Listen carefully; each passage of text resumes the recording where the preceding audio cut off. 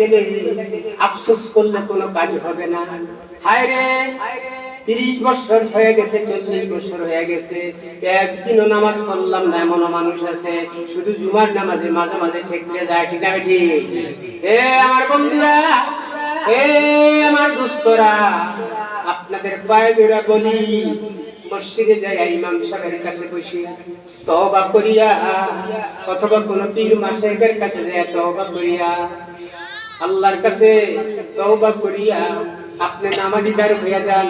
রোজা আসতেছে, মাহে রমজান আসতেছে, নামাজিদার হয়ে যান, রোজাদার হয়ে যান, আপনি আল্লাহওয়ালা হয়ে যান। জিকির করবেন, হাঁটতেছেন জিকির করবেন, এরই ক্ষেত্রের মধ্যে কাজ করতেছেন জিকির করবেন, এরই ক্ষেত্রের মধ্যে কাজ করতেছেন আপনি জিকির করবেন। কোন অসুবিধা আছে? আমার সাথে একটা আপনারা পারেন, আমার সাথে করেন। সুবহানাল্লাহি ওয়ালহামদুলিল্লাহি ওয়া লা ইলাহা ইল্লাল্লাহু আল্লাহু আকবার। আবার পড়েন সুবহানাল্লাহি ওয়ালহামদুলিল্লাহি ওয়া লা ইলাহা ইল্লাল্লাহু আল্লাহু আকবার। 86টা সব কিতাবে আছে, বুখারী শরীফের হাদিসে আছে, মুসলিম শরীফের হাদিসে আছে, ইশকাতুল মাসাবির মধ্যে আছে।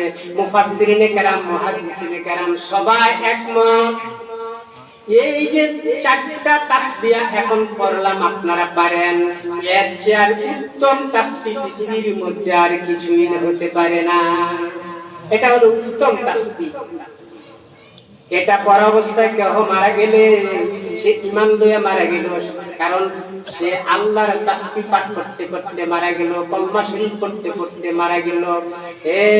আমার কৃষক ভাইয়েরা, আমার দোকানদার ভাইয়েরা, আমরা যেই কাজ করি না কেন সব সময় এই তাসবিহগুলি আপনারা পাঠ করবেন।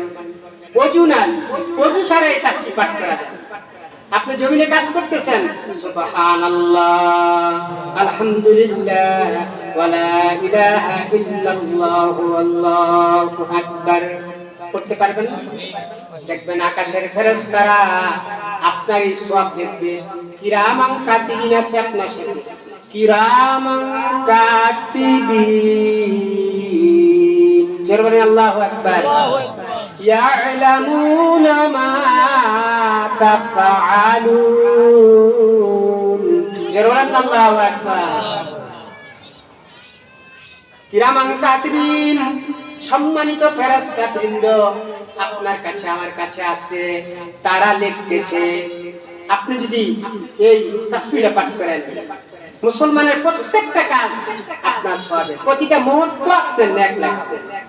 একটা মিনিটও আপনার ইবাদত থেকে আপনি খালি হবেন না, যদি নিয়ত ঠিক থাকে যে আমি আল্লাহর খুশির জন্য এই কাজগুলি করতেছি। আল্লাহু আকবার।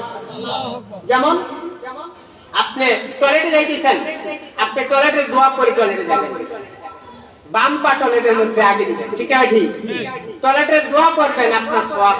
টয়লেটে থাকা অবস্থা আপনার সওয়াব। বাজারে রওনা দিচ্ছেন, বাজারে রওনা দেওয়ার দোয়া করে আপনি বাজারে গেলেন, যতক্ষণ পর্যন্ত বাজার করবেন আর নিয়ত করবেন আমার ছেলে খাবে, মেয়ে খাবে, আমার স্ত্রী পুত্র খাবে, আমি খাবো, খায়া শরীরের শক্তি হবে, এই শক্তি আল্লাহর রাস্তায় আমি ব্যয় করব, নামাজ পড়বো, রোজা রাখবো, জমিনে কাজ করব, আমার ছেলে মেয়েরা খাবে।